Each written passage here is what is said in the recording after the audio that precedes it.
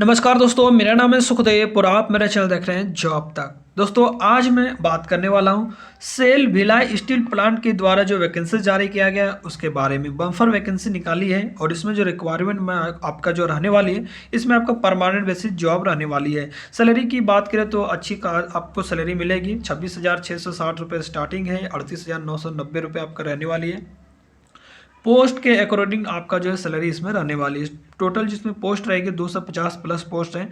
Qualifications की बात करें तो आईटीआई, डिप्लोमा और बीटेक कैंडिडेट वाले का अप्लाई कर सकते हैं। और प्लस आपका मेडिकल स्टूडेंट्स के लिए भी कुछ वैकेंसीज उन्होंने जारी किया गया। लास्ट डेट आपका 12 दिसंबर तक रहने वाली है।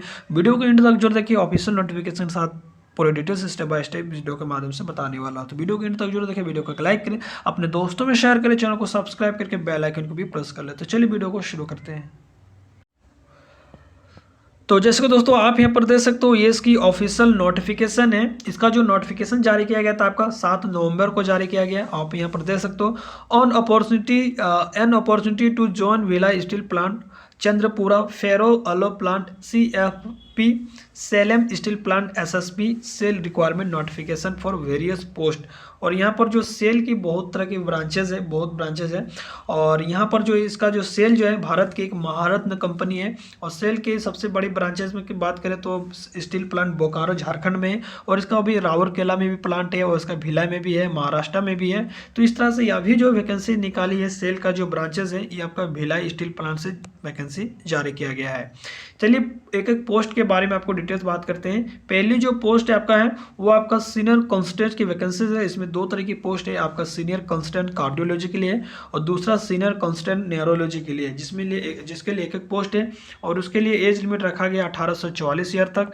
और इसमें क्वालिफिकेशंस की बात करें तो DM और DNB in cardiology for university या institute recognised by medical council of India या नेशनल बोर्ड ऑफ एग्जामिनेशन या नेशनल मेडिकल कमीशन से आपका डिग्री वगैरह होना चाहिए दोनों में, ठीक है। नेक्स्ट जो वैकेंसीज है आपका वो आपका है जो कंसल्टेंट E3 ग्रेड की वैकेंसीज है, और सीनियर मेडिकल ऑफिसर के लिए E2 ग्रेड की वैकेंसीज है, जिसके लिए यहाँ पर दिया है। जनरल मेडिसिन के लिए 2 पोस्ट है, ऑर्थोपेडिक्स के लिए 1 पोस्ट है, जनरल सर्जरी के लिए 2 पोस्ट है, फिजियोथेरेपी साइकोचेट्री के लिए 1 वैकेंसीज है, ENT के लिए 1 वैकेंसीज है, और ट्रांसफ्यूजन मेडिसिन के लिए 1 वैकेंसीज है। जिसके लिए यहाँ पर क्वालिफिकेशंस की अब बात करें तो PG डिग्री DNB या जनरल मेडिसिन या जनरल सर्जरी वगैरह से, या आपके जो फील्ड वगैरह से आपके पास डिग्री वगैरह होना चाहिए। और साथ ही आपकी पोस्ट क्वालिफिकेशन के रिलेवेंट आपका एक्सपीरियंस भी 3 ईयर्स का होना चाहिए। तो इस चीज़ को आपको ध्यान देना है मेडिकल वगैरह के लिए। नेक्स्ट जो पोस्ट है आपका मेडिकल ऑफिसर E1 ग्रेड की वैकेंसीज है, जिसके लिए आपका 5 पोस्ट है। और इसमें भी आपका सीनियर मेडिकल ऑफिसर के लिए 18 से लेकर 38 साल का एज होना चाहिए, और उस फील्ड वगैरह से आपके पास डिग्री होना चाहिए, और 1 ईयर्स का एक्सपीरियंस होना चाहिए, post qualification experience relevant branches वगैरह से। नेक्स्ट जो वैकेंसीज है वो आपका मैनेजर के लिए है, जिसके लिए मैनेजर हाइड्रोलिक्स के लिए आपका 2 वैकेंसीज है, मेंटेनेंस और यूटिलाइजर्स के लिए। और manager mechanical power engineering maintenance के लिए 2 वैकेंसीज है। Manager mechanical bar and rod mill के लिए 1 वैकेंसीज है, रड। और manager electrical bar and rod mill के लिए आपका 1 वैकेंसीज है। और यहाँ पर इनके लिए जो अलग अलग क्वालिफिकेशन रखा गया, जैसे सीनियर मेडिकल मैनेजर हाइड्रोक्लोरिक्स और जो है हाइड्रोलिक्स और मेंटेनेंस यूटिलाइजर के लिए जो 18 से 35 के बीच आपका जो एज रखा गया है। और साथ ही इसमें जो क्वालिफिकेशन जो रखा गया है यहाँ पर देख सकते हो, BTech फुल टाइम आपके पास होना चाहिए मैकेनिकल ब्रांचेस से, और गवर्नमेंट रिकॉग्नाइज्ड यूनिवर्सिटी वगैरह से होना चाहिए। साथ ही पोस्ट क्वालिफिकेशन एक्सपीरियंस एटलीस्ट आपका 7 साल के होना चाहिए, ठीक है। वो आपका जो क्वालिफिकेशन एक्सपीरियंस जो इसमें है स्टील प्लांट वगैरह में होना चाहिए, माइनिंग सेक्टर वगैरह होना चाहिए, या ऑयल एंड गैस इंडस्ट्री या पेट्रोकेमिकल वगैरह, या रेलवे या पावर प्लांट्स या एविएशन इंडस्ट्री या शिपिंग इंडस्ट्री, इसमें से कोई भी फील्ड में, या हाइड्रोलिक्स सिस्टम, इसमें से कोई भी फील्ड में आपके पास एक्सपीरियंस है तो आप इस पोस्ट के लिए अप्लाई कर पाएंगे। नेक्स्ट जो पोस्ट है आपका डाई मैनेजर के लिए है, जिसमें मैनेजर माइनिंग राउट माइंस के लिए 1 वैकेंसीज है, और डाई मैनेजर जियोलॉजी राउट माइंस के लिए आपका 1 वैकेंसीज है। जिसके लिए यहाँ पर जो BTech आपका मैकेनिकल ब्रांचेस से होना चाहिए, और इसके पास आपका having valid variation analyst category 2 certificates आपके पास होना चाहिए और 7 साल का एक्सपीरियंस वगैरह आपके पास होना चाहिए इस फील्ड वगैरह में से, ठीक। नेक्स्ट जो वैकेंसीज है आपका असिस्टेंट मैनेजर बीओई के लिए, असिस्टेंट मैनेजर के लिए, जिसके लिए आपका असिस्टेंट मैनेजर बीओई के लिए 12 पोस्ट है और असिस्टेंट मैनेजर सेफ्टी के लिए 10 पोस्ट है। इसके लिए आपका 18 से 35 साल के बीच आपका एज होना चाहिए और इसमें भी आपका बीटेक मैकेनिकल ब्रांचेस से होना चाहिए और इस फील्ड वगैरह में से मिनिमम जो है 7 साल का एक्सपीरियंस होना चाहिए। नेक्स्ट जो पोस्ट है आपका सीनियर पोस्ट S3 और S1 ग्रेड्स की पोस्ट है, जिसमें आपका माइंस फॉरमैन के लिए आपका 16 पोस्ट है और सर्वेयर के लिए 4 पोस्ट है। ऑपरेटर कम टेक्नीशियन इलेक्ट्रिकल सुपरवाइजर के लिए 8 पोस्ट है। माइनिंग मेट के लिए आपका 17 पोस्ट है। ब्लास्टर के लिए 17 पोस्ट है। ऑपरेशन कम टेक्नीशियन बॉयलर ऑपरेशन के लिए 43 पोस्ट है। तो इस पोस्ट में सबसे ज़्यादा पोस्ट निकलती है कोई भी स्टील प्लांट इंडस्ट्रीज हो। अटेंडेंट कम टेक्नीशियन बॉयलर ऑपरेशन के लिए 23 पोस्ट है। तो यहाँ पर उनके लिए जो अलग अलग क्वालिफिकेशन रखा गया है, ठीक है, जैसे यहाँ पर देख सकते हो। तो इसके लिए आपका जो है इसमें जो है ITI वाले भी अप्लाई कर सकते हैं, डिप्लोमा वाला भी अप्लाई कर सकते हैं। यहाँ पर देख सकते हो, यहाँ पर जो है B Tech full time electrical electrical and electronics and instrumentation electronics communication वगैरह यहाँ पर रखा गया है। बीटेक वाले कैंडिडेट जो अप्लाई कर सकते हैं इस पोस्ट के लिए। आगे भी इसका डिटेल्स दिया है, कुछ पोस्ट के लिए जो ITI वाले भी एलिजिबल होंगे बहुत सारे पोस्ट के लिए। तो यहाँ पर इस फील्ड वगैरह से के पास एक्सपीरियंस और ब्रांचेस वगैरह होना चाहिए, ठीक है। यहाँ पर जो है डाई मैनेजर और माइनिंग रोबोट्स के लिए है।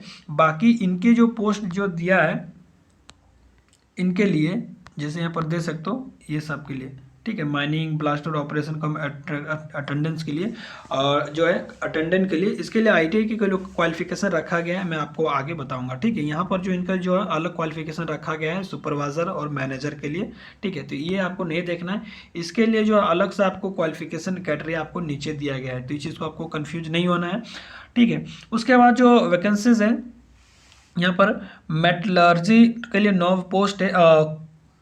8 नंबर में जो वैकेंसीज है ऑपरेटर कम टेक्नीशियन ट्रेनर्स के लिए, जिसके लिए आपका यहाँ पर जो पोस्ट दिया गया है, मेटलर्जी के लिए 9 पोस्ट है, मैकेनिकल के लिए 4 पोस्ट है, इलेक्ट्रिकल के लिए 4 है, इंस्ट्रूमेशन के लिए 4 है और केमिकल के लिए 3 है। यहाँ पर आपको नीचे आपको दिया गया है, ठीक है, आप अपने अनुसार से क्वालिफिकेशन एक बार जरूर चेक करिए। और बॉयलर ऑपरेटर अटेंडेंट के लिए यहाँ पर जो क्वालिफिकेशन है इसमें भी आपका बीटेक वगैरह रखा गया है, मैकेनिकल इलेक्ट्रिकल और केमिकल प्लांट वगैरह से, ठीक है। उसके बाद जो और भी पोस्ट हैं, जैसे यहाँ पर देख सकते हो अटेंडेंट कम टेक्नीशियन, इसमें जो है ITI वाले कैंडिडेट अप्लाई कर सकते हैं, जिसके लिए फिटर का 28 पोस्ट है और जो है इलेक्ट्रिशियन के लिए 15 पोस्ट है, इंस्ट्रूमेंट मैकेनिक के लिए 3 पोस्ट है, इलेक्ट्रॉनिक्स मैकेनिक के लिए 3 पोस्ट है और हैवी व्हीकल्स ड्राइवर के लिए यानी कि HVD के लिए 5 पोस्ट यहाँ पर रखा गया है। बाकी ये जो पोस्ट है मेटलर्जी का, मैकेनिकल इलेक्ट्रिकल इंफॉर्मेशन केमिकल के लिए, इसमें जो है आपका जो है डिप्लोमा वाला भी कैंडिडेट अप्लाई कर सकते हैं, ठीक है। बीटेक वाले भी अप्लाई कर सकते हैं और डिप्लोमा वाला भी। लेकिन यहाँ पर जो है सभी पोस्ट के लिए यहाँ पर जो है क्वालिफिकेशन यहाँ पर मेंशन किया गया है। जैसे माइंस फॉरमेंस की बात करें तो 10th के साथ आपका 3 इयर्स का फुल टाइम डिप्लोमा माइनिंग वगैरह से होना चाहिए। तो जैसे कि मैंने आपको पहले बताया कि आपकी जो वहाँ पर कुछ पोस्ट थे उनके लिए अलग से उन्होंने जो क्वालिफिकेशन मेंशन किया गया। जैसे आप बात करते हैं माइंस फॉरमैन के लिए, तो इसमें आपका 10th के साथ 3 इयर्स का फुल टाइम डिप्लोमा माइनिंग वगैरह से होना चाहिए और आपका जो सर्टिफिकेट होगा माइंस फॉरमैन का वो आपका DGMS के अंडर या MMR के अंडर जो है आपका सर्टिफाई होना चाहिए और 1 साल का रिलेवेंट फील्ड में आपका एक्सपीरियंस भी होना चाहिए। नेक्स्ट जो सर्वेयर के लिए, इसमें भी 10th के साथ 3 इयर्स का डिप्लोमा, आपके माइनिंग डिप्लोमा होना चाहिए और इसमें भी आपका सर्वेयर सर्टिफिकेट आपका कंपलसरी होना चाहिए, जो है कंपटेंसी फ्रॉम DGMS ऑफिस से आपका जो अप्रूव होना चाहिए और उस फील्ड में या रिलेवेंट ब्रांचेज में आपका 1 साल का एक्सपीरियंस भी रहना चाहिए। बात करते हैं ऑपरेटर कम टेक्नीशियन इलेक्ट्रिकल सुपरवाइजर की, तो इसमें भी 10th के साथ full time diploma electrical engineering वगैरह से होना चाहिए और आपके पास जो सर्टिफिकेट वगैरह होना चाहिए और मिनिमम 1 ईयर का क्वालिफिकेशन एक्सपीरियंस होना चाहिए, पोस्ट क्वालिफिकेशन एक्सपीरियंस। नेक्स्ट जो पोस्ट है आपका माइनिंग मेट के लिए, तो इसमें 28 साल के बीच आपका एज होना चाहिए और 10th के साथ आपका जो है माइनिंग मेट का सर्टिफिकेट होना चाहिए DGMS से अप्रूव और 1 साल का एक्सपीरियंस होना चाहिए। ब्लास्टर की बात करें तो इसमें भी 10th के साथ आपका ब्लास्टर सर्टिफिकेट आपके पास होना चाहिए, DGMS से अप्रूव होना चाहिए और 1 साल का एक्सपीरियंस भी उन्होंने मांग रखा है। ऑपरेटर कम टेक्नीशियन बॉयलर ऑपरेशन की बात करें तो इसमें भी 18 से 30 साल की एज रखा गया। 10th के साथ आपका 3 इयर्स का डिप्लोमा मैकेनिकल या इलेक्ट्रिकल ब्रांच से या केमिकल ब्रांच से है या पावर प्लांट वगैरह से या प्रोडक्शन या इंस्ट्रूमेशन इंजीनियरिंग से है तो भी आप इस पोस्ट के लिए अप्लाई कर सकते हो।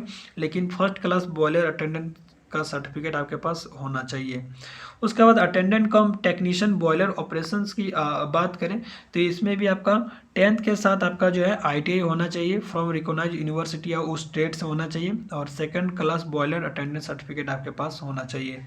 उसके बाद ऑपरेटर कम टेक्नीशियन ट्रेनिंग की बात करें तो 10th के साथ आपका डिप्लोमा इलेक्ट्रिकल ब्रांचेस से होना चाहिए, जैसे मैकेनिकल हो गया, मेटलर्जी हो गया, केमिकल हो गया, इलेक्ट्रिकल हो गया, इंस्ट्रूमेशन वगैरह आपके पास जो इस ब्रांचेस से होना चाहिए। नेक्स्ट जो पोस्ट है अटेंडेंट कम technician trainee heavy vehicles driver की, तो इसमें 10th के साथ आपका जो है हैवी मोटर व्हीकल्स का ड्राइवर का ट्रांसपोर्ट वगैरह जो आपके पास सर्टिफिकेट होना चाहिए और 1 साल का एक्सपीरियंस होना चाहिए। फायरमैन कम फायर इंजन ड्राइवर की बात करें तो 10th के साथ आपका हैवी मोटर ड्राइव का एक्सपीरियंस का सर्टिफिकेट होना चाहिए, साथ ही 1 साल का एक्सपीरियंस आपके पास होना चाहिए। और भी सारे यहाँ पर सारी चीज़ें दिया गया है, जैसे एज का रिलैक्सेशन अब आपको मिलेगी, ठीक है।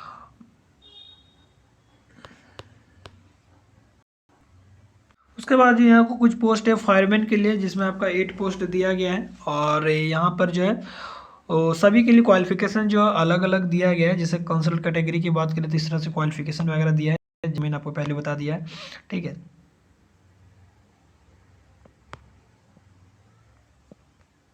इसमें जो एज का रिलैक्सेशन आपको मिलेगा, जैसे OBC नॉन क्रीमी लेयर के लिए 3 साल का एज का मिलेगा और SC/ST के लिए 5 साल का मिलेगा, ठीक है। तो एज का रिलैक्सेशन आपको कैटेगरी वाइज दी जाएगी। उसके बाद यहाँ पर मेडिकल स्टैंडर्ड भी कुछ दिया है, जैसे देख सकते फिजिकल स्टैंडर्ड भी दिया है। यहाँ पर हाइट आपका 155 सेंटीमीटर होना चाहिए और जो है मेल के लिए 155 से 1.5 सेंटीमीटर होना चाहिए और फीमेल के लिए 143 होना चाहिए।